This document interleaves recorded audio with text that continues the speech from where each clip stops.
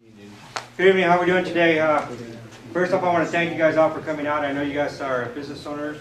You guys are very busy, and taking the time out of your work to come out here, it's greatly appreciated. This is our first meeting, one of many. We're planning on having them quarterly, so next year we're planning on having 4 meetings for the year. Okay, so I want to, first off, thank you guys for coming out. Let me take the time real quick to introduce our captain, Captain E, standing in the back. Oh, how are you? Let me take a second to interrupt the program here. Good evening, how are you? Hi, Captain. My name's Chris Lee, the captain over at Temple Station, from Temple City here. Just to add on what Ed was saying here, just interrupt him for a second. I really want to thank you very much for taking the time to come out here and spending your time with us tonight. We really want to have a positive impact here in the city. We develop partnerships. We do this with the community and neighborhood watches, and we have them divided into 12 different zones or regions throughout the city. But more importantly, we want to reach out to the businesses as well. We know that the foundation of every community is safety. We provide a safe community. You'll have families moving in, you'll have strong schools, you'll have strong businesses, people will go to your business and support your business. So it's critical that we ensure that we have safety in the community to the citizens as well as to the business. What we want to do is make you aware of crime trends that are coming on in here in the city, working together, reporting, getting good lines of communication between the sheriff's deputies here assigned here, Sergeant Miranda, Ed Ayala, and Rick Adams in the back there. They're your core deputies are assigned here full time, but we want to get a relationship, not just a call to station. We want you face to face, person to person, so we can come and stop at your business, interact with you, and we have that relationship where you feel comfortable calling us, letting us reporting suspicious circumstances. We can get crime trends out to you, advise you of certain crimes that may be happening, and keep you aware so you're ahead of the game. Anyway, with that, I'll let them explain the program here. I just wanted to really thank you very much for the time you're spending here with us tonight. And we need you, as you can see, the crowd is a little light tonight. We need you to go out and talk to your other business partners in the community. Let them know about this program and really strive to build this. And we get the nice, strong business watch here. It can do tremendous things here in Temple City. So with that, I'll let them get on with the program. Thank you. Thank you, sir. All right, as you said, we got my Sergeant Miranda, Rick Adams. We have two of our council members, Ms. Yu and Mr. Tom Chavez, here with us. Our goal here is to work with you guys as a business, and as us as law enforcement is work together, and in hopes to bring the crime rate down within our community. One of the things that we want to do is increase awareness and cooperation between merchants, providing you with information on crime prevention techniques, improving the lines of communication between merchants and us as law enforcement, and send out a clear message to all the bad guys out there that here in Temple City, you're not going to come in here and rob us blind. They're not going to come in here and do what they could do anywhere else. Let them go to Almani, let them go somewhere else. But here in Temple City, zero tolerance for that. And the package that I handed out to you guys, we have on the second page, we have an outline of some of the stuff that we're going to be talking about here tonight. The third page, if you guys take notes, want to take notes, I left the page here for that. The next 2 pages after that is very important to us. What the 2 pages that I have in here is going to be for our information. What I'm planning on doing is I handed out another piece of paper, which is crime trends within Temple City. This is everything that happened this month so far, and at businesses. And what I want to do is do this on a monthly basis and email it to you guys. And in these 2 pages, you do have a section here where you guys can put your email address, and I'll be able to get the information to you guys on a monthly basis. So you don't have to wait for a business watch meeting to get the information. I'll get it to you guys on a monthly basis. Also, what this helps us out with, after hours, businesses are closed. A lot of crimes happen after hours. What this is going to help us with is if somebody breaks in your store, or something happens to your store, we are going to be able to get in contact with somebody to get you guys to come on and help us out, whether secure the building or whatnot. With that, we're going to go into the last page here. We have a page for critiques. It would be really appreciated if you guys get these filled out tonight and get these to us.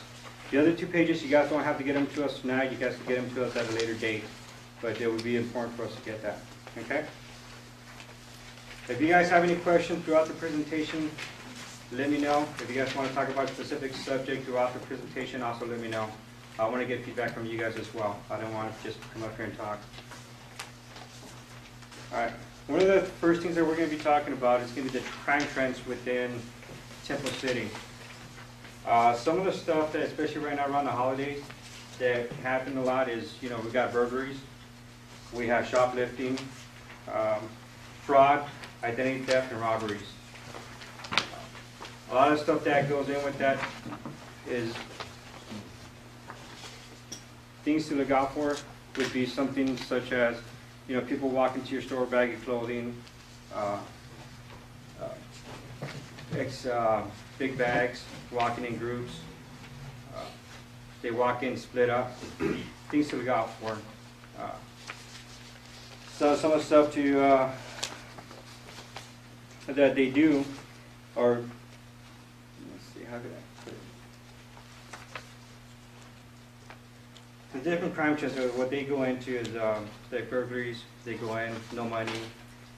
They go in with the intention of just take something. That's what a burglary is. When it goes into a different crime, which is a robbery, is when they go in, they're trying to take items. Somebody from the store tries to stop them. They push them. It changes the crime from a simple burglary to a robbery, or from a shoplifting. It escalates depending on what happens throughout the crime. Identity theft is a big thing also. People going in there with fake identification cards. Try to open different accounts using other people's information. And some of the things to look out for there would be the ID card. It's discolored. It comes apart. There's water damage within the card. The Social Security card, it's you look at the lettering on the Social Security card as well as the ID. Some of the O's may be zeros. Just close attention is what it comes down to as far as being able to identify those. Fraud, that goes towards employees.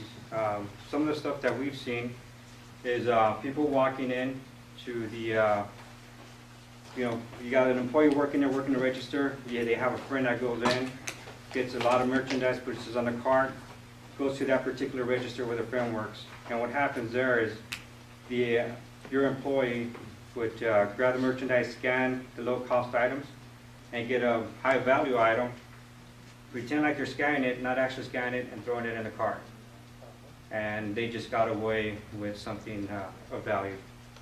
And that's where the fraud goes into play. Especially, like I said, especially now around the holidays, that's one of the things to look out for. Some of the ways that we prevent stuff like this, it would be aware of suspicious characters, like I said, baggy clothing.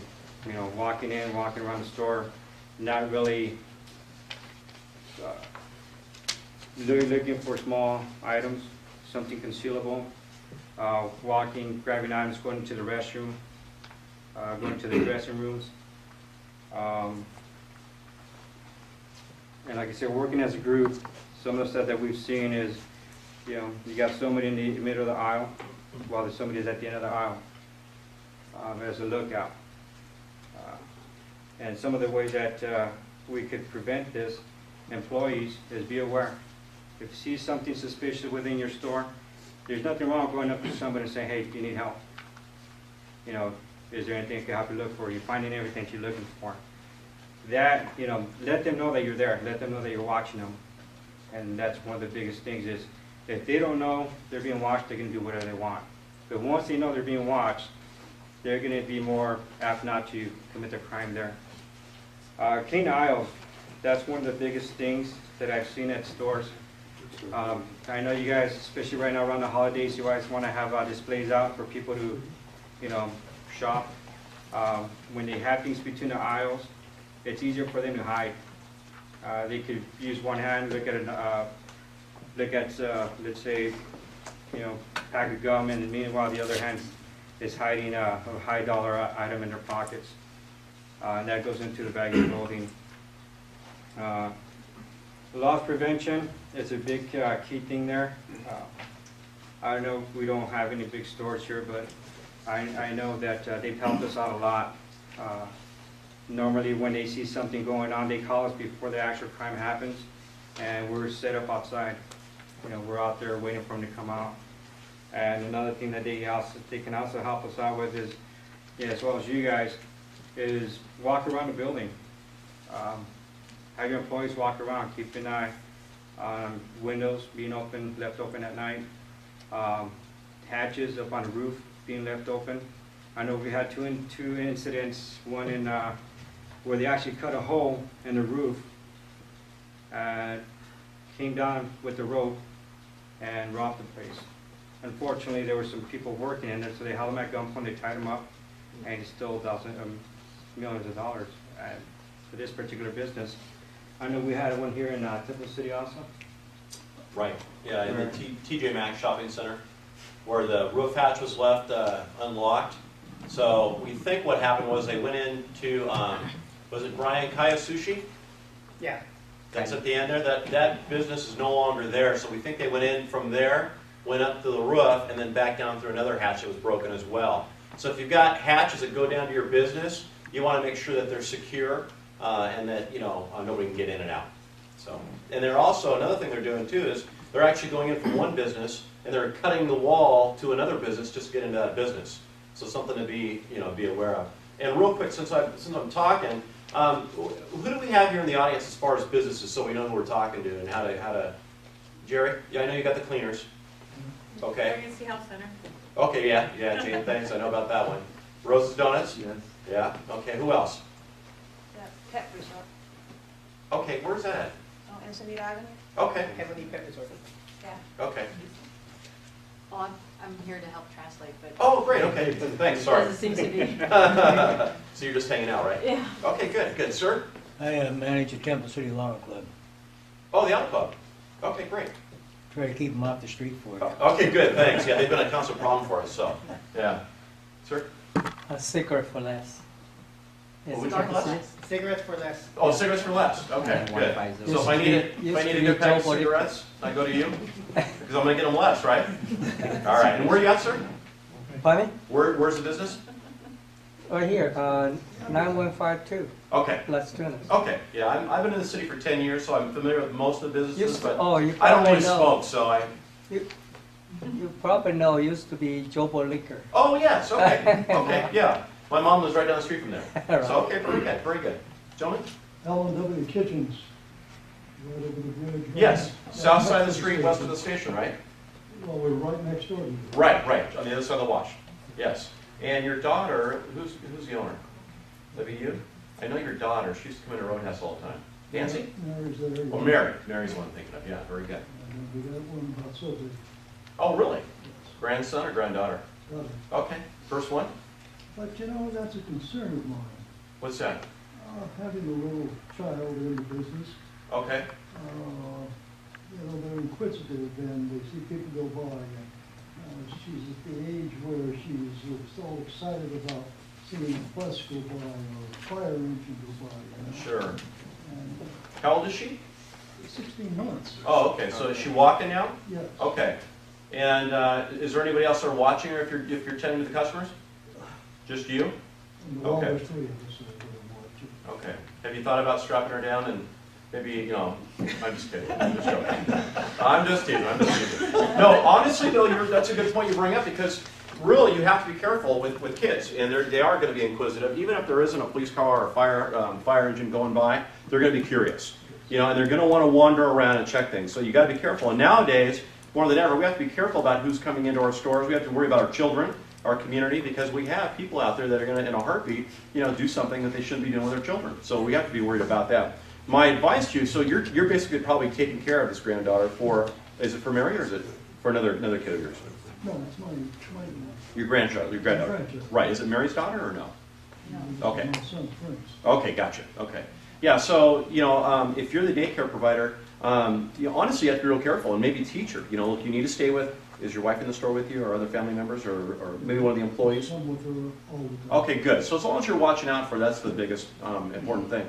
I don't know. We could come by your store and maybe kid-proof it for you, and maybe think of ways that we can actually go and help you as far as keeping her from going outside. If you've got a back door to the business. Well, You no, know. but she's right at doorknob and height. Right. Yeah.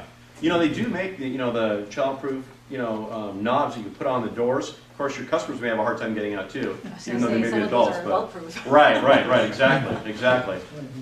But if you want, let us know afterward, and we'll come by and we'll talk to you about it as far as more detail about what you can do. And that's more of a safety concern than it is a business concern. But still, you have to be careful. And I would say keeping her behind the counter with you as much as possible would be the best. But obviously, they're going to want to cruise around. They're not going to get, they're not going to want to be tied down and locked down. But we can talk more about that after the meeting. Okay. How about thefts? Anybody have any problems with thefts at their businesses? Shoplifting at all? Not a problem at all? I lost something, I didn't know it for 6 months. What was that? My shop's down on Encinitas, Okay. and I had a cistern pump, if you know what that is. I don't. What is it? It's a small water pump. Okay. It was in my window box for 25 years, Okay. and it disappeared about Wow. 6 months ago. Okay. Wow. And 6 feet deep with a cross pipe at the bottom. They pulled it out. Really? They earned it. Yeah, I guess they did. Yeah. Now, did you report it? No. Okay. See, that's another thing we're going to talk about tonight is reporting, because reporting is so important. We get a lot of businesses, and even some folks, in town that live in town, residents that don't bother to report it. And that's what we need for you to do, and that's what we want to bring home to you tonight, and those people that will be watching. With a lot of crimes out there that people don't report. Now, that item, even though you're not going to miss it terribly because it's sat in your shop for 25 years, right? It's an antique. It's an antique. But that's something that if we were to stop somebody, or once we put that in our system, in the computer system, maybe another agency stops these people. Now, do you know if they actually came in when you're operating during normal hours? Or did they actually break in at night, or do you know? Overnight sometime, it's outside. Oh, it's outside. Okay. Yeah, so that's something we want to know about, though. So if you're not sure to report it, we want you to report it, because that may be something we can find later on down the road. You'd be surprised. Most of the time, we don't find the items. A lot of times we don't. Unfortunately, that's just the way it works. But there are times, especially when unique items are taken, that we do actually find a crook, and we're actually able to take them to jail. So very important. How about it? Jerry, go ahead. Deputy Adams, years ago, you're doing this every day, but years ago we used to call the sheriff's department and they would send a deputy out that wasn't involved in something else, and he would help us to look at our stores and what better way to secure it, where areas of problems could be, because you guys are dealing with it every day, Right. and we have a blind eye to it because we're living in it. Sure. So do you still offer that service? Absolutely, and that's what we want to renovate right now with changing the Business Watch program and also our Area Watch program. Our Neighborhood Watch used to be Neighborhood Watch. Now we call it Area Watch, because instead of targeting one block, which takes a long time, to get all those blocks on board, we've broken the city up into 12 areas. Well, now, so we've revamped that, and we're getting more of a turnout with that, and we're educating people about those things. And we've told people, no problem, we'll come to your home, we'll meet with you, we'll spend as long as it takes to go over things you can do. Trim your bushes down. Some of you with businesses that have bushes, over your windows. Well, trim them down. It exposes your business. It's going to be more visibility for people coming by. And not only that, it'll keep crooks from wanting to go in. If you've got a building with in the front, and you've got a big glass window, and you've got a bush in front of it, they can get behind that bush very easily, and cut the glass and go in and be in a matter of minutes, less than minutes, really. And they're not going to be seen at all by anybody. So we'll absolutely do that, and Ed's going to talk about that as we go on. But yes, Jerry, absolutely, that's what we want to do. We want to be as involved as we can to help everybody. So, yes, ma'am. Question regarding the surveillance and helping the business. What about schools? Because I personally had an incident happen to me at London where I was parked right underneath the camera. Right. But because of poor lighting, somebody, even though they filmed the person who broke into my car, you couldn't see a darn thing. So, How long ago was that? 2 years ago, around this time of the year. Okay. So, Well, I think. I'm sorry? Well, go ahead. I'm sorry. I'll tell you what I think happened with your situation. I'm familiar with it. Go ahead, though. Well, it's just, because as I looked at the clip, I'm thinking, what's the point of the camera if there's no lighting? Right. And was this during the day or was it at night? It was about 5:30, 6 o'clock. Okay. Yeah. Okay. So it was dark enough. Well, and I deal with the schools on a regular basis. I've been dealing with them for the last 10 years. For a while, I was a youth resource deputy, and I've got connections with all the administrators, so I'm familiar with what they do. And I know that they have cameras throughout the schools. And when it's at its perfect peak there or time, where it's during the day, even at night, some of the cameras, if the angle's right, they'll catch a good picture. The reality is, sometimes that doesn't happen. So it's really important that if you have a surveillance system, that you make sure that you got good video. And we had a situation where you said Longdon School? Longdon, yeah. Elementary. Well, we actually had video, and it might have been your case. I'm just wondering if nobody ever told you about it though, because we did have a situation, and I could research it for sure to tell you the truth, and that it was your car, not somebody else's, where somebody broke into a car. It was two people. It was a father-son. They came from El Monte, our neighboring city. They broke into the lady. They watched her get out of the car, and she had parked right in front of the school, right, where you're not really supposed to park, but it was the end of the day. Longdon? Yeah, Longdon School. But it was No, I meant, was it on Longdon Avenue or Wendon? No, I believe it was in the parking lot off of Wendon, not on Longdon. So you're on Longdon? Yeah, okay. I was on Longdon. Okay. Yeah. Well, you might have been too far out with those cameras too. No, I was right underneath the camera. Oh, The camera really? was like right there. I Okay. didn't even see it, but there's no light in that area. Okay. Yeah. But during the day, I wouldn't imagine if you had a problem with lighting. No, it was around this time of the year, so it's Okay. already dark at Oh, about gotcha. 5:30. Okay. And the thing is, they watched. I bet you they were probably the same guys. Okay, they watch the moms get out of the cars. They Right. know the moms are too, they want to go in and out Right. without grabbing the purses, Right. whatnot. And they pick a mom who didn't bring a purse. They go, and there are people walking by. You could see in the film, but they still were able to break the window, go in and grab the stuff.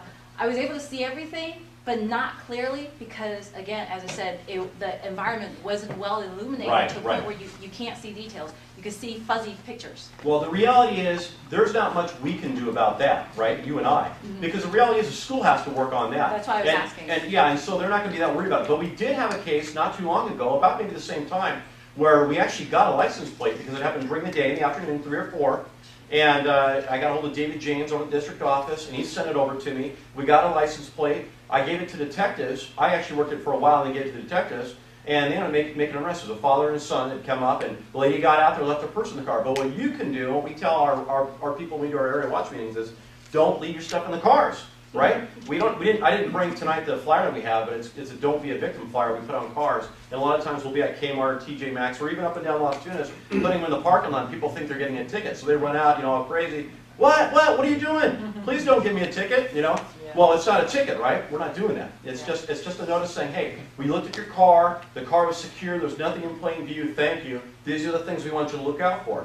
You gotta be aware of that. Brian, when was it when we were at the park? Was it Easter? Last Easter? Easter. With a Scion that came there? Yes. A green Scion parked in there. Watched a couple of ladies get out of their car, watched one lady take her purse, put it in the trunk, walk away. Within minutes, they were in there, smashed the window, pop open the trunk, they're gone. We got a vehicle description off the cameras at the park, but again, we didn't get the plate. So we worked it. We have this thing called CopLink where we can put in green Scions, and it'll give us maybe things that have been in the area, maybe they've been involved in crimes or whatever. And we've actually hit 2 or 3 different houses looking for that same green Scion, hoping to find somebody, but we were unsuccessful. So unfortunately, you got to realize in your situation, take all your stuff out of the car, don't leave it in there, because and we're all guilty of it at one point or another, But you just have to know that if you're going to do that, you stand that chance of somebody hitting, even if you have it hidden, and especially if they're watching you. Yeah, I'm just concerned because that camera still doesn't have lighting around it. I don't know how much influence you have with the school. Yeah. But, that camera at evening time, it's really pointless to have. Part of the schools, though, they're not concerned with the evening hours. They're But primarily... it was, it was before 6. They're going to be concerned about any activity that's coming onto campus in the evening, and the high school gets a lot of problems where kids will jump into the pool area and vandalize, or even the school at night too. So they are. But yeah, I can talk to Sean. I think is the principal over there now. It's a new principal this year. Longdon So- Elementary? Yeah. Yeah, we have So a new principal. I'll talk to her and see if. And you're talking. It's on Longdon. It's where on the the where the Longdon building where the hall drive-thru. is. The Longdon drive-through, it's on the back Okay. building of Memoli Hall.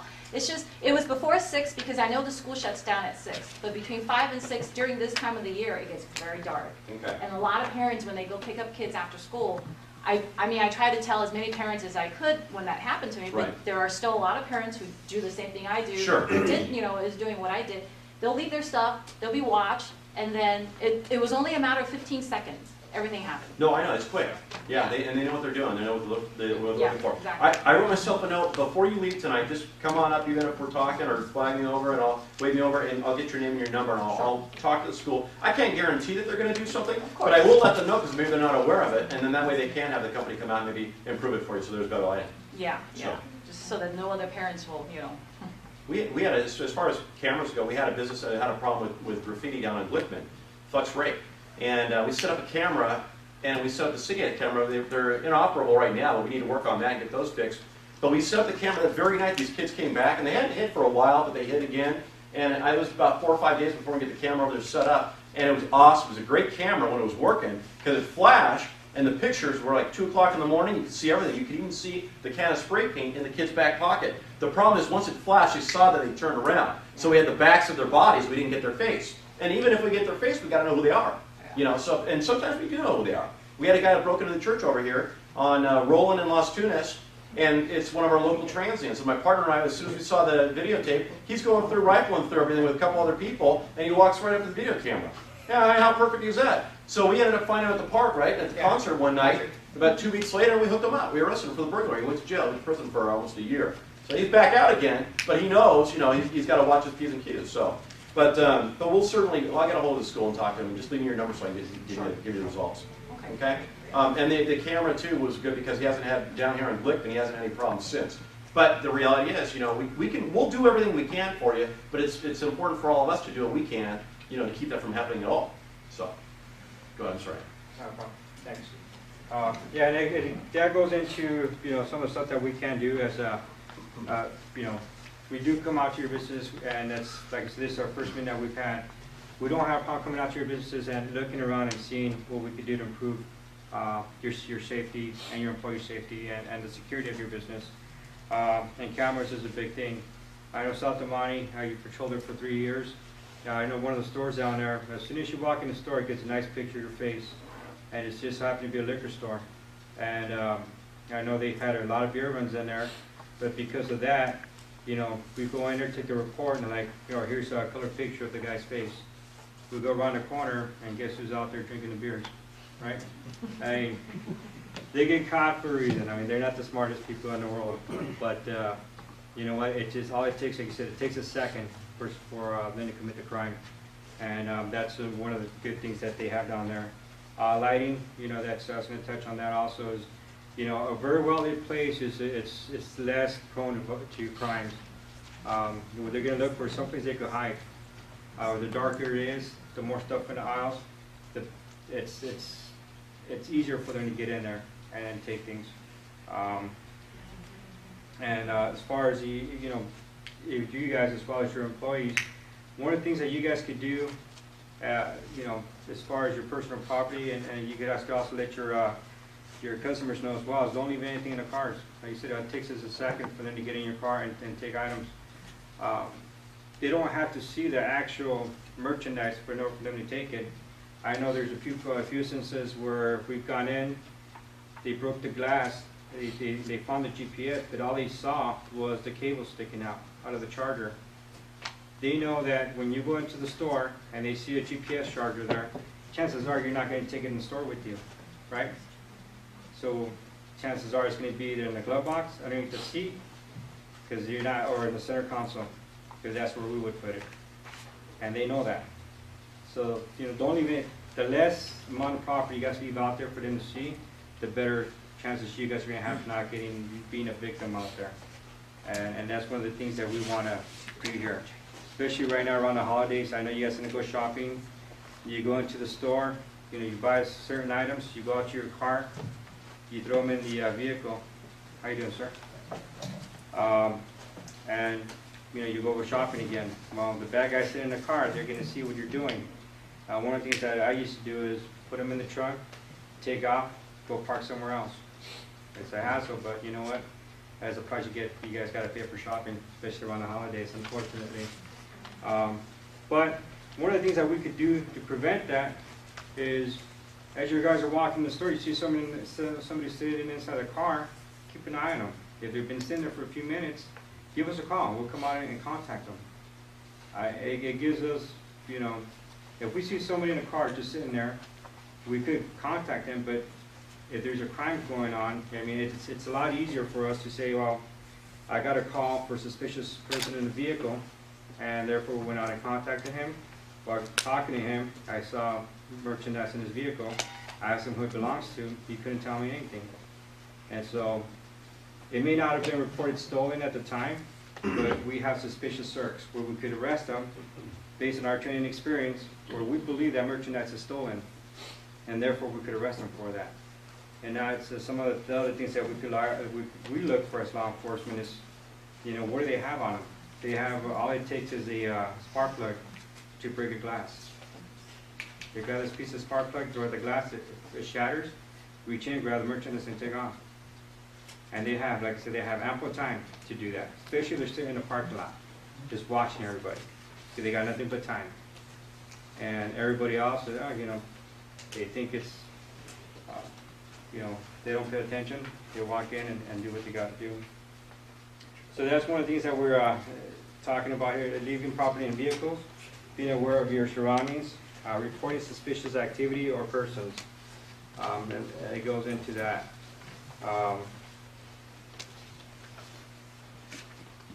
Can I ask a question, Deputy? Yes, sir. Angel? The economy is a lot different than it was 4 or 5 years ago. Does the Sheriff's Department sense an uptick in the amount of crime that's going to be committed in the next, let's say, 3-4 weeks? Yeah, it is. There's two reasons. Number one is the economy. Things are expensive. People aren't working. People aren't making as much money. And another thing is with this new thing with the county releasing all the less violent criminals out in the society, doesn't mean that's, like they say, they're basing it on the last thing they were arrested for. So if they were arrested for murder a few years ago, right, and they got released, the district time got released, and they got arrested again for shoplifting, based on the last crime, it's non-violent, they're getting released for that. And unfortunately, that's going to raise the crime up. But one of the things that we're going to do at our team is we're going to go out there, patrol the parking lot, especially around the holidays. I'm actually working with the reserve unit, and we're going to do saturation patrols in the neighborhood, as well as the businesses. And like I said, the message that we want to send out to everybody is, you know, don't do your dirty work here. Do it somewhere else. Can I add something? Yeah. Just so you all know, even though crime tends to kind of move up a little bit toward Christmas, usually December, the middle of December, it slows down because what I believe, well, you know, after working in the field for about 16 years now, working in a patrol capacity, is that these crooks don't want to go to jail during Christmas time, right? They want to be home with their families, you know, just like we do. So the good thing too you need to remember is that we actually live in a pretty good community, okay? And overall, our crime statistics are down more than the other areas. Rosemead, South Amani. The captain may not want me to tell you that, but that's the truth. I do have one concern though. Can you do me a favor and just remove the hat? Thanks. Yeah. You're an SC fan? Yeah. Yeah, that's why. Get back on, just mess with you. I had to mess with you a little bit. You guys kicked our butts the other day, didn't you? 50-0? Did you go to the game? I think it was 60. Yeah, it probably was. Did you go to the game? No, we watched the game. Okay, cool, yeah. I'm just a UCLA fan, so I didn't mess with you. So, yeah. And I'm sorry to admit I'm almost not anymore, but I'm not going to be an SC fan, sorry. So it's going to be better for you next year. Hopefully, yeah. We've been saying that for the last 8 years now, so. But anyhow, we've got a great community. You know, our crime is down. Our statistics are much better than the surrounding cities, and I'm telling you that. We talk about it. We meet with Ron, our sergeant here, meets with the captain every week with the other sergeants that work at the other cities for the specialized units. And our crimes, we have maybe an average anywhere from 4 to on a high end 10 or 12 residential burglaries, maybe a month depending, for our whole city, which is not bad. You're talking Rosemead, they're looking at 25 a month as an average. At least 25 a month, you know, or close to 25 a month. So we are a very good community. And part of the reason is because we get people that call and they work with us and they let us know what's going on. You know, it's a great community. It's not like some of these other communities where, you know, there's a lot of gang members. We don't have a lot of gang members in our town. So you have to remember that. So on the positive side, there may be an elevation with thefts and things like that because of the economy and because these crooks are being released. but the reality is we're still doing really good. I've got family living in the city. I grew up in the city. I believe in the city, and I'm telling you right now, if I didn't believe that, I wouldn't need to tell you that. I'd tell you something else. But that's the honest to God truth. And also, what happens is we're going to be at Kmart and TJ Maxx from like the 12th on to the 23rd, which we do every year. We'll be up and down in those shopping centers, deterring shoplifting. We're going to have our patrol cars out there at the businesses. We do that every year. Believe it or not, that cuts down on our shoplifting. Now, do we have it? Sure, it happens. But when they see the black and white out there, and they see us on those T3s, you know, the T3s that we stand up on and cruise around on, have you seen us at the parks? Well, Ed won't get on that, so he's going to get on a bike. It used to be called Bike Patrol. Well, I'm getting old and I don't want the bike anymore, right? So we use the T3s, battery operated, right? They're more fun. I look like a dork, but they're still more fun, right? He doesn't want to get on them because he's too cool for us, so he's going to do the bike with the helmet. I think he's going to be dorky, even more dorky than I am, but I don't know. Flexibility, how you do it. Is that what it is? Yeah, so Ron's going to chime in. You guys going to say, Ron? Yeah, real quick, I just wanted to say, and remember, a lot of our criminals that come over here to commit their crimes, they generally come from other areas. Here in Temple City, like my partners are saying, very safe community overall. We do have a program of contacting the parolees and probationers, the guys that are recently released, like my partner was talking about, and we check them. We make sure they're in compliance, they're following the rules and regulations. If they don't, we send them right back where they belong. So in that regard, we're trying to keep the community safe, being proactive, doing those things, but at the same time, we need you guys to do your part as well. You should start seeing us a lot more, making contact with you guys as far as coming in your business, just to say hi. So don't, when we come in and say, hey, how you doing? Don't look at us like, why are you here? What do we do? And I had a few people, I noticed when I was handing out the business flyers, kind of look at me a little strange. What did we do? What happened? And I was like, no, we're here to say hi. I handed them a business flyer. They were very thankful for the program, so I'm kind of surprised there's not a lot more people. So I hope people are going to be watching on the website, you know, or is that where this is going to be, the website? Yes. Okay. I'm hoping people will watch and we'll have a better turnout. Hopefully you guys can kind of promote it for us. But I can't emphasize enough, very safe community overall. It's just people are going to come through here and they're thinking it's an easy target because it is Temple City and it's a great community, and they're going to come over here and they're going to try to victimize. So we got to watch for that. When I do the weekly every week, I notice per the city council, they want me to put where these people are from. They come here to commit crimes. A lot of them, the large majority, do not live in this city. So I can't emphasize that enough. And like I said, we do our part to keep them honest and make sure they're doing the right thing. Which in that same regard too, because we have people coming through, they stand out. So you know, we have gang members that come through, we're going to stop them right away. And we have a problem house, we're on it all the time, and we've been accused of harassing people. And we tell them, yeah, you're right, we are harassing you. If you're committing crimes and you're selling drugs in our community, we're going to be here every single chance we have to stop you from doing it. And we've actually had people evicted out of their homes because they were selling drugs and because we couldn't catch them in the act, because either they had it hidden, we didn't find it, or they weren't holding that day, or what have you. So that's, in that regard, we're able to actually make a difference and protect the community, and it only works with the cooperation you give us. Another problem we've had, I don't know if any of you business owners have had this problem, is transients. Anybody have problems with transients at all? Jane, you have? Jerry? Yeah. Well, we just about maybe, I don't know, how long ago, Brian? With the transients, we did the operation about, what, 6 or 8 months ago, and we started making it a priority? 4 or 6 months ago? Yeah. So about 4 to 6 months ago, we had how can I word it? We had a problem with transients, and it became more and more of a problem where we had all sorts of people coming through the city.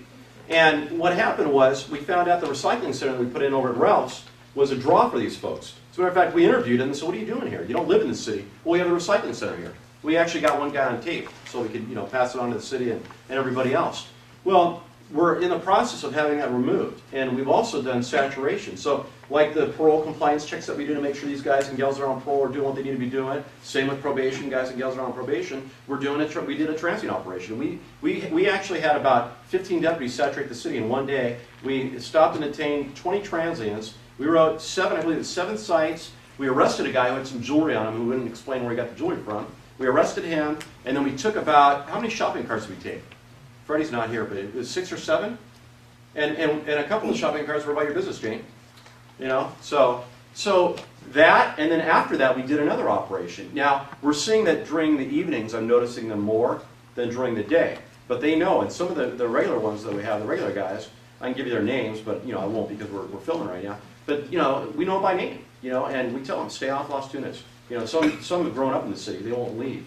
But at least we can keep them off the street and away from the businesses. Because not only is it an eyesore, and don't get me wrong, I'm Catholic, I go to church every week, I believe in helping people. But the problem is these guys and gals, a lot of them are doing drugs, they're stealing, they're breaking into cars. We just did a bike sting the other day, and one of our usuals rolled up, and he parked his bike right next to the bike we had out there. We were watching it, right? He didn't take it. Well, we don't know exactly why he didn't take it. It was a perfect opportunity, although he did see my black and white down the street as he was coming up initially. That could be maybe he was scared. But we're out there doing those types of operations because we want to catch people in the act. We've got a lot of bike thefts. We're going to do another bike operation. So anytime we have problems or concerns, then we address them, and we find a way to combat those. And we've got a new group, a new city council. I tell people this all the time. This council, I've been in the city for 10 years. This is the first time in 10 years we've had a council that all come together. They all work together. There's no arguing, no bickering, nothing going on. It's legitimate. They want to do good. And most of these people are my friends. I know them. And so you're in a good position where you have the city employees now, the city managers bringing in, who are sitting in the back here, a couple of them. Everything's transparent. They're bringing everything, the codes that we have for the city up to speed because they haven't been touched for 50 years. We're working together to come up with creative ideas to help this program and the Area Watch program to combat everything we're doing, and we're working together more as a team than we ever did before. Not that we didn't work with them initially. So there's a lot of good things going. But what we want to know too, before we turn it over to Brian and before Ed finishes, what are your concerns that you might have that we haven't addressed so far? So feel free if you've got any. If you don't have any, that's fine. Go ahead, Dre. Okay. I appreciate the fact that you're having some of the T3 efforts on at the Kmart, but once in a while, can you go down Las Tunas and just make a presence there also? Sure, and we actually do that every once in a while, and I think that's one of the things that Ed's working on with the reserves, to actually have them more up and down, because it is a little dangerous being on those T3s going up and down the street. Where if you're in a controlled shopping center, it's not quite as bad. Of course, we will go up and down the street for the the parade and things like that, but yes, we'll be out there for you, no problem. Thank you. Yes, sir. Oh, okay. Yeah, and that's like I said, that my partner said that's one of the things that we're starting to do now, get more proactive with businesses as well as the community. Like I said, to keep the crime down and help you guys make it safer for all of you guys. So if you guys have any questions or any concerns, feel free. My number is on the flyer, as well as the application. Any questions, concerns, feel free to give me a call. If you guys have certain issues in certain hours of the day, let us know. We'll set up an operation. We'll go out there. We'll park a car out there. Whatever type of crimes you guys may be seeing out there, let us know. And we'll go out there and do an operation for you guys. Okay? Does anybody have any questions or anything they want to bring up, sir? We have a business on Encinitas. Yeah. There's these trucks that always come and they park right in the middle of the street. Okay. And one of your officers were up there one time and I told him, our customers are coming out and they're blindsided. They can't see because the big trucks are just right in the middle of the street. Okay. Well, these guys are unloading. When they get his drive further down the street, park, and bring the material in. Okay. And they do it probably 3-4 times a week. You know about what days they do it in? So we go over. I don't know the exact date, but there's like 2 or 3 different businesses and they bring materials in. But they park literally right in the middle of one side of the street. So it's this way or that way, the north or south. But they just park right there. All right, give me a call and let me know around the times, and we'll go out there and talk to them and see what we could do and kind of work something out with Yeah, them. there's like, if you go down in Encinitas, there's another street there, they can just park right there and bring the items in. But they sit right there. It's not just for our customers, but the whole one lane is clogged up, and you come like this, you gotta peek and then go through. Yeah.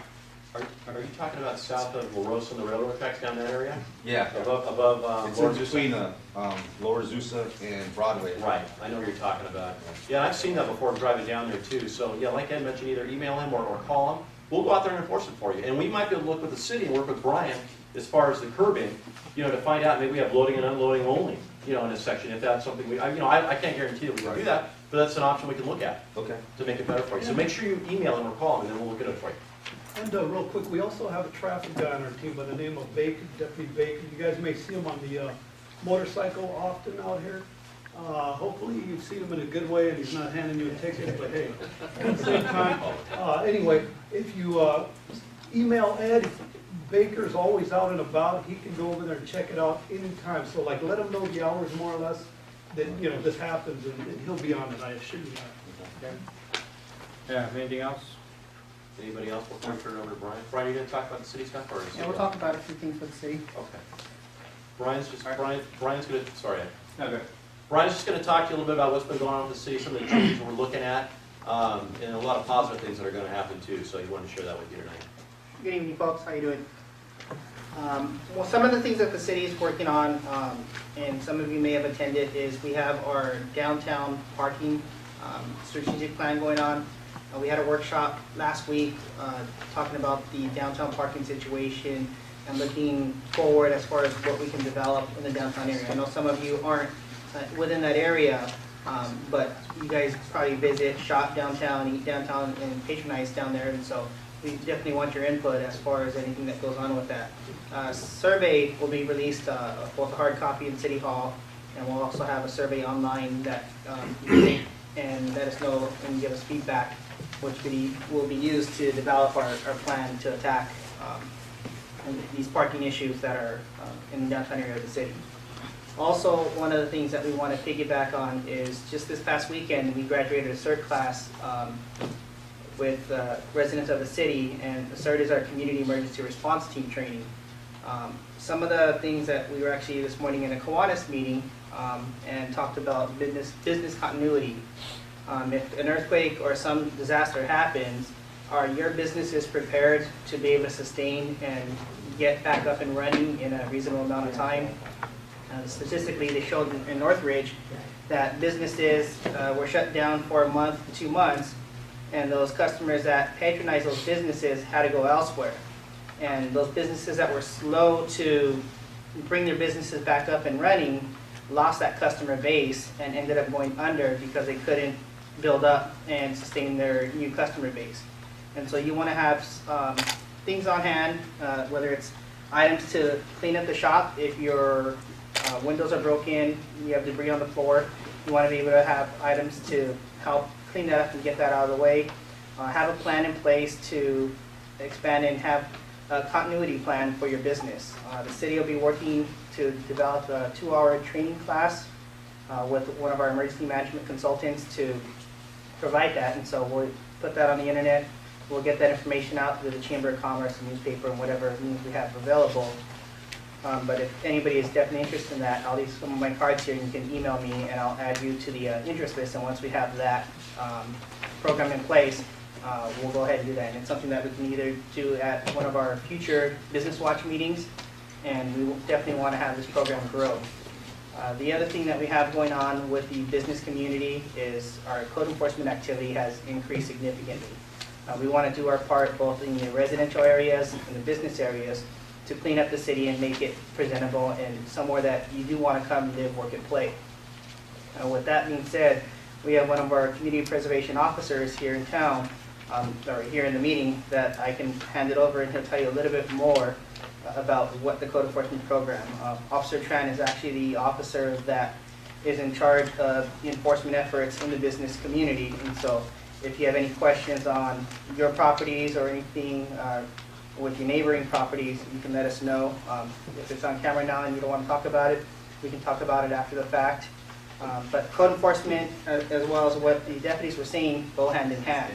That environmental design, making sure that your properties are clean, you don't have excessive window advertisement covering your windows, that they're well lit, that the bushes are trimmed, there's no debris, and appearance-wise, it looks like it's well kept. And so I'll go ahead and pass it over to Officer Tran.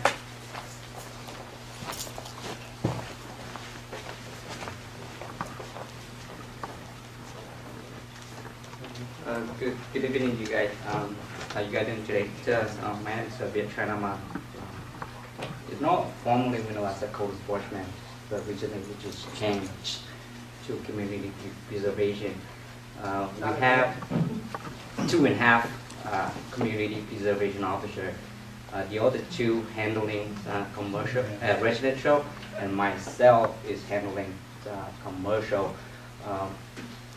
Recently, we canvassed commercial for signage, for lighting, maintaining the commercial as presentable when people drive in town, that they know that, hey, I'm here, I'm in Temple City.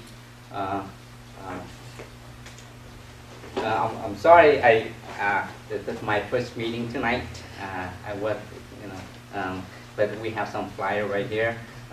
You guys feel free to come up and pick it up. If you have any question, then I'll be here and answer with this camera. Okay? All right. Once again, I want to thank you guys all for coming out. Like I said, I know it's taking time off your busy schedule and all that, but I want to once again extend my, along with the captain, my sergeant, and my partners, thank you once again for coming out. If you have any questions, any concerns after after the conclusion, feel free to come up and talk to us. As we said earlier, if you guys have any concerns with the safety of your business, give us a call. We'll come out and we'll go over your business and we'll kind of help you guys to better improve your business, very safety-wise. If you have, let your neighboring businesses know as well. Unfortunately, not everybody was able to come out tonight, but let them know that we are offering that, and pass the word on to your neighbors. Okay, sir. Deputy Ayala, a few years ago, we were promised by the Sheriff's Department that we were going to get faxes of crimes that were happening in the city.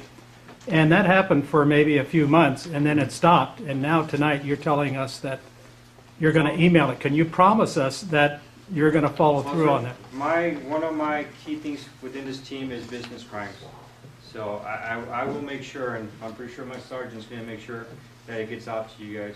One of the things that with this new team that we have going on is, we're trying to be more proactive and get out there, and this is one of the things that, we're going to do. One of the things that I don't like to do is tell somebody, hey, I'm going to do something and not do it.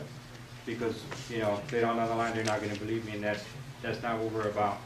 If I tell you I will come out to your business and help you, that's what I'm going to do. If I tell you this is what I'm going to do for you guys, this is what I'm going to do. Okay? Good. And I think just add a couple more things. How did you guys find out about the meeting tonight? Just curious. He came to the door and gave it to me. So was everybody through the flyers Got a that flyer. you came through? Okay. Email. Email. Our city's website is a good source of information. Anything that we have is up on the city's website, any future projects, any special projects. Right now we have, like I said, the traffic calming master plan that we're developing citywide. So if anybody has traffic concerns in the neighborhoods, whether you live here in the city or if you're working in the city, we're doing a traffic study and developing a master plan to have traffic calming measures implemented strategically throughout the city. We have a downtown parking study. That information is available online, and that study will turn into a strategic plan for our downtown parking issues, including the residential neighborhoods north and south of Las Tunas. We also have our Rosemead Boulevard project going on. That's a $16.6 million project, $17.6 million project that is from the northern border to the southern border, and there's weekly chats, there's information all about that. And another resource is our city manager's report, which is also available online. And so the city manager's report is a weekly report that gives updated information on the happenings of the city, anything that's going on, and that is information that the council needs to have is included in that weekly city manager's report. So by all means, check regularly on the city's website, and any information that we have that is important will be on there. Thank you.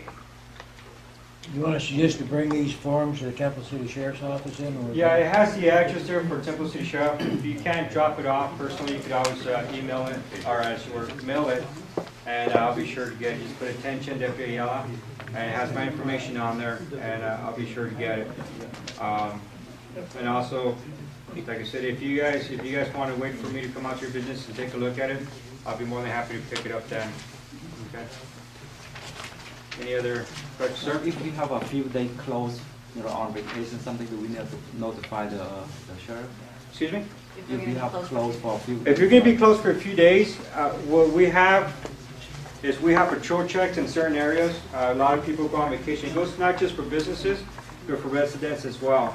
If you're going on vacation, let's say out of town or whatnot, let us know, hey, we're going on vacation. Can you guys do patrol checks in my neighborhood or in my house or my business? And what we do is we specifically go to your location and make sure that it's okay and that it's safe. And that if there's anything that looks out of the ordinary to us, that's part of the reason why, you know, I would like to have your information so we can contact you and say, hey, listen, we drove by your business and this is what we saw. You know, and if you're out of town, give us another next point of contact.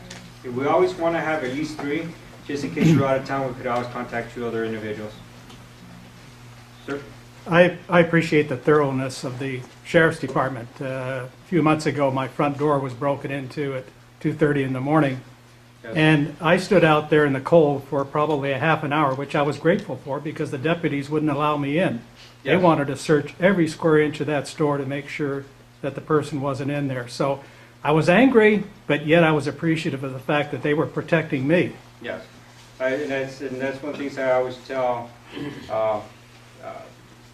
the community when we go to calls like that, is I have the vest, I have the gun, let me take the risk. That's what we get paid for, and that's what we're here for. Our job is to take the risk for you guys and make sure that you guys go home to your families before we do. Okay. Before we wrap up, just so you know, Ed and I are partners.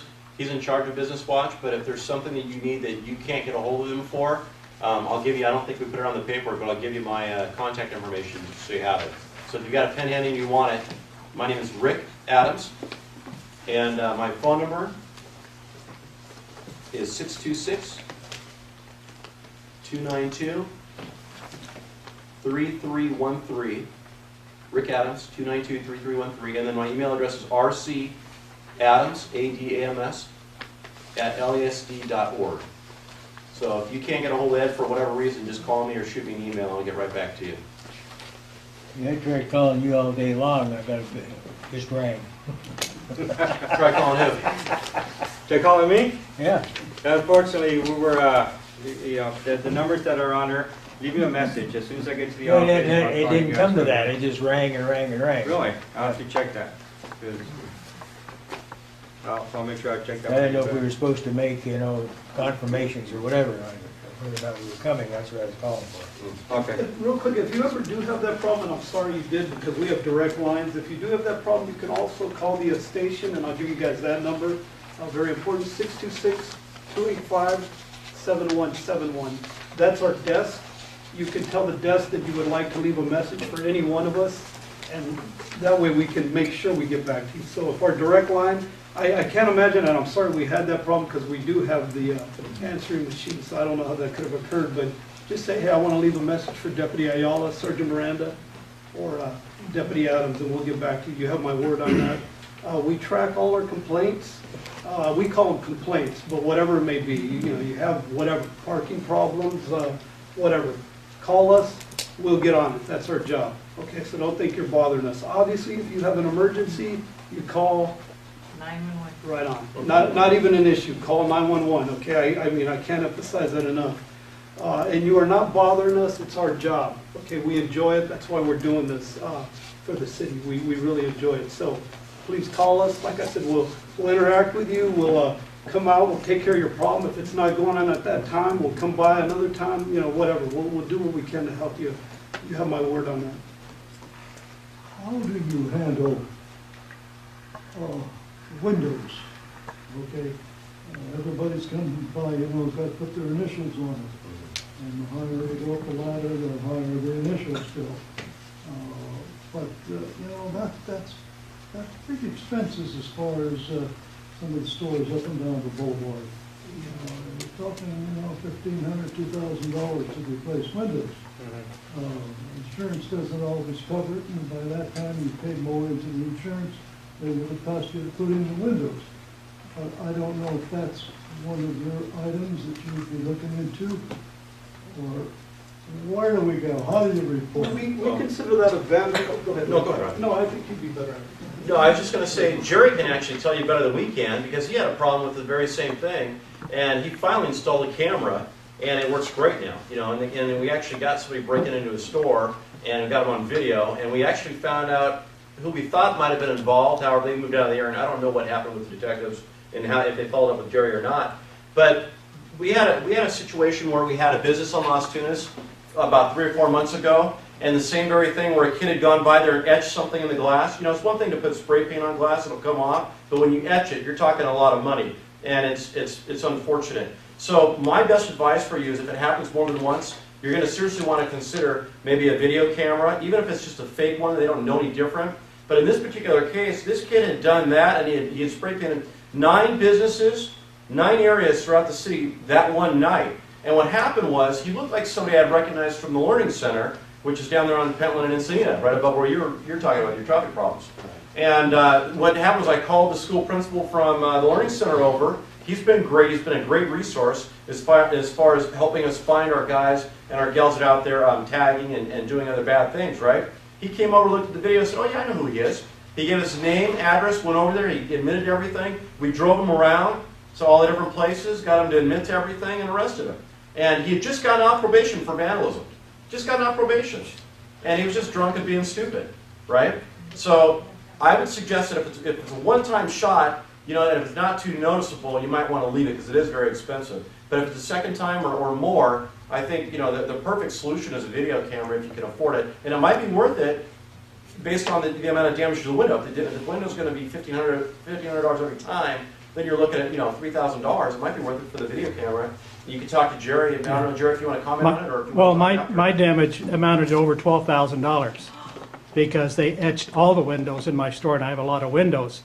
But the infrared camera really helps, and I'm speaking to the young lady right here, but if they have the cameras now, they're infrared, and it'll pick it up even if it's dark. But grainy, but at least it's manageable. So I sleep a lot better at night now, having the spent $2,000 for it, but it's money well spent, as far as I'm concerned, so I can get some sleep. Yeah, too bad the schools probably don't have the funding for those kind of cameras. Yeah. Just want to add one thing regarding glass. They do make a film that you put on, a sacrificial film, so that whoever comes along and etch your glass thinks that he actually etched your glass, but actually it's only etching the film. It's an expensive product, but it's still a lot cheaper than replacing glass, so you might want to consider that. Oh, that's great. Vandals came up with that, huh? Cool. Anybody else? Look, I just want to say one more thing real quick. Ed talked about the surveillance cameras on your businesses. When I was a detective, I got to tell you, it was very big whenever we would get the video cameras catching people on the way in. So in the doorway walking in, obviously people coming in, they're generally going to come in and, you know, before they commit their crime, you're going to get a good shot. On the way out, generally you're going to see this. So, you know what I mean? So try to get that, maybe that good, if you're going to have a video camera, it would be good right there at the, you know, the opening, right as soon as they walk in the doorway. Generally, like I said, they're coming in low key, maybe checking it out to see who's around, if they're going to commit a crime or not. So just something to think about. It was always helpful in my cases. I think that was pretty much all. Question, if they do get some etching, should they still report it? Do you record it?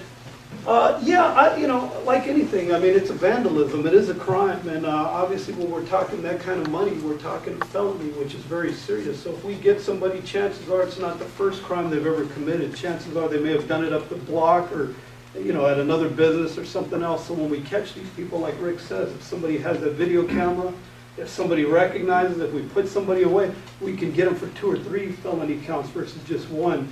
That becomes a lot more serious. They get a lot more time when we can get 2 or 3 charges versus 1, you know what I mean? So, you know, definitely report it. I can't emphasize enough. Also, just so you know, it used to be, we'll get to you in 1 second. It used to be that we'd actually have a paint-up crew that would come around, and any vandalism we had, now windows are a little different, but any vandalisms we had, they'd come around and clean it up, but nothing ever got documented. Well, the city a few months back, maybe even longer, actually contracted with a company called Taggers. And what they do is, they've got a cleanup crew now for any type of graffiti, any type of vandalism like that. They'll come out and they'll photograph it. They'll get a GPS coordinate for and an address for that location at the time that they photograph it, the date, and they'll even put a dollar amount on that. Well, that's key because we use that. We can actually, even if we don't know about the incident and they come and clean it up before we can even find out about it, it's all stored in a database. We go into that database, we check that. And about a few months ago, I don't even remember now, 4 or 5 months ago, when it was, we ended up finding out through this principal over at the Learning Center, Stephen Edo, who's been a tremendous help. And actually all the administrators are tremendous helps to us because we work greatly with the high school and the junior high and the elementary schools as well, not just to give him credit. but he actually gave us some information on a character that was tagging TFA. And so we went back through this tagger system, and we found 150 isolated incidents of TFA or something along those lines. Well, after the investigation, we ended up arresting 3 adults, arresting 2 juveniles, and citing a third, all who were part of this group. And all admitted to it. We went through all the photos, and we solved 100, we didn't solve all 150, but like 137 cases of vandalism based on these 6 kids, right, or adults. The adults were like 18, but these adults and these kids, based on that database that we had, we were able to go back, use that, and we brought that to court. There's even a form on the back of the picture that allows the kid to sign there and say, yes, I so-and-so am responsible for this vandalism. We take that to court, and that's our evidence. So that's a big plus for us. Not only does it clean up the graffiti right away, which keeps the city looking good, and actually will deter the graffiti to some extent, but it's documented so we can go back in later and pull from that if we have any workable information whatsoever. Yeah, the graffiti company, they have a 24-hour response, and they're real good. You can do their hotline, which is during business hours, a live operator, and after hours is a machine. You can also report your graffiti via email. And so they're pretty responsive to it. And with the tagger system, we do get a good database that maintains that information. Yeah. Yeah. Oh, no, I just, I rarely come to my business after hours. And I notice like that whole Encinitas is just very dark. You guys patrol that extra since it's kind of like... Yeah, we do. We try to get out there as much as we can. We're normally after hours. We have so many patrol cars out there, but we do try to get out there to the dark streets because we do know that that's where the bad guys tend to go. Alley right there, right next to it. On the north side, it's an alley, kind of like. And that's one of the things I tell the patrol deputies is the bad guy's not going to take the main street. They know that because they know more chances are we're probably going to be there. And I know when I used to patrol in Santa Monica, I always took the side streets because I know the guys on the bikes are going to be looking for the dark areas where, they're going to be looking inside the cars where it's dark. Why? Because it's easier. And that's one of the things that we touched earlier on is lighting. The more light you have out there, the less prone they're going to be to go committing a crime there because it's very well lit. But what I'll do is I'll also let the patrol deputies know I street by there, after hours. That may actually be something really good for us to come out and take a look at them, because I was just talking to Brian, and one of the concerns at one of our area watch meetings was a resident where his street was pretty dark. Well, we have, and Brian Brian and I are just talking, unfortunately there are areas in the city that we don't have proper lighting or as good of lighting as we like. So if we can't get the city because of funds and budget and everything else, because everything costs money to help us, which may or may not be the case, certainly we can go by there and take a look at it and knock on all your business, your neighbors, and suggest maybe they put in some lighting. If you put on lighting on your walls, and on the backs of your walls, it's an easy fix. It might be a little more than your electric bill, but at least you have more lighting up and down that whole street. So maybe you wouldn't have the street, the street lights from the city, but at least you could have high floodlights, and even if they just go on emotions when people are walking by, and if everybody did it on that street, there's enough business, at least for that area, where it would brighten it for you. So email Ed, or get a hold of me, or one of us, and we'll come out there and we'll talk to everybody, and look into maybe finding other ways that we can enhance the area and make it brighter for you. Well, I think all the businesses across the street, I don't know if they're open because it looks pretty run down. The bushes were high. Was that the dog shelter business or no? No, more north of that. Oh, okay. Yeah. Well, we can check into that for you. Yeah, We can go and find out what's going on, find out who owns it. And if it's a property owner and it's a vacant building or something, we can have the city send letters, I believe, and they can at least request that they put some type of lighting out there for us. We can call them and say, hey, look, these are the problems we're having. We want to clean up the area. Can you help us out? And I don't know if we can even require. Perhaps we can require. But even if we can't require, it certainly doesn't hurt to ask. So, Jerry, did you have a question? Yeah, regarding graffiti, do you still have to have the permission slip on file with the city for the graffiti company to come out? For private property to clean it up? Yes. That would be for Brian. They still require the release waiver because they're entering private property and they need to do it with permission. But once you have it on file, they'll get it. And they've been pretty successful. I haven't heard of any instances where they haven't been able to clean up the graffiti because of not receiving the permission. I hate to say this, I've said it before, but I'll say it again. It should have gone out with the business licenses. The waiver? Yep. Be a good way to get more of them. Is that something we can do next time? Well, I suggested it a few months ago, but I guess it didn't happen. Okay. Twice, you made us wrong. Okay, maybe that can happen next time, Mel, for us. Yeah, So we- that'd be good. One comment, one question. The question was, you mentioned that tag company, whichever, but you didn't provide the business owners how to get a hold of them. I don't, because that, I don't Sure. know, maybe check the website. The other thing is, we have a Home Depot, they're in Temple City, right? Or No, it's Almani, it's That's actually Almani. south, Yeah. it's Almani. Just tell them where. But what However, we do have a lot of people that go, but these day laborers that Oh, do no, go not there. the security concern. I was thinking if we have like hardware stores or local businesses that maybe you can reach out to for two reasons. One, to get them to be more involved in this program, and two, to get them more business by, well, if you're willing to give coupons to businesses who, for instance, the motion sensor lights. We install those on our street, on our house, because we have elderly that walk, in our family, but also because it's really dark. Sometimes the lights go on, sometimes they don't, the street lights. So having that is helpful. But if businesses want to install those lights, maybe, a local business can offer coupons for other businesses in the area. It's a win-win situation. Sure. You get business and, you're helping everybody light up the city. But I was thinking of Home Depot because, they're huge. Yeah. Sure. They're in our money. I don't think they're gonna help us, but. No, you'd be surprised though, they might just do that. They might, yeah, because, No, it's a they great have, idea. they have these charity funds or whatnot that they're willing to give back to the community and Right. stuff. And even those cameras, there's a guy on Las Tunas from here to Temple City Boulevard, he has, it's like a computer shop, he has cameras. I mean, maybe he would be interested in providing coupons if you come and, we'll get those installed, As I said, it'll be a win-win. That's a great idea. I like that. And for the graffiti control systems, which is a graffiti contractor, if you guys want to write down their phone number, it's 1-800-794-7384. And their email address to send the request as well is request@graffiticontrol.com. Is that spelled out? Oh, the app. Yeah. They're very good. That's something we could probably add on the email you said on Monday. Yes, well, we should put that in there. And if I may just say one thing, that's a great idea, this business watch, you're as much of that business watch as the deputies up here put it out. So we're a team together, you may come up with ideas that the deputies, city staff hasn't come up with. So it's truly, the whole idea of this is us coming together as a group, we're a team here. So please, the ideas from this side of the room are just as important, just as good, if not better than what we got up front here, so. Thank you very much for that, it was great. Or you can also report a graffiti, go to city website. So a lot of information is on the city website, you can report graffiti. Let me add something, because I'm patrolling the commercial on Las Tunas Road Speed. Certain business owner aware about the service that city provided about graffiti.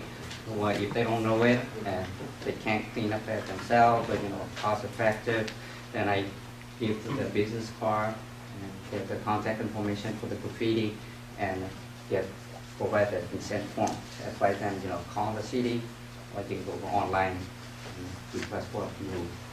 And go back to the Encinita in the last few months, I haven't go up and down on Sereno to La Rosa. And I have canvassing for property maintenance issue. And recently they have 2 businesses open over there. But if you have any problem with that property, just go ahead and after the meeting, let me know, then I handle the problem for you.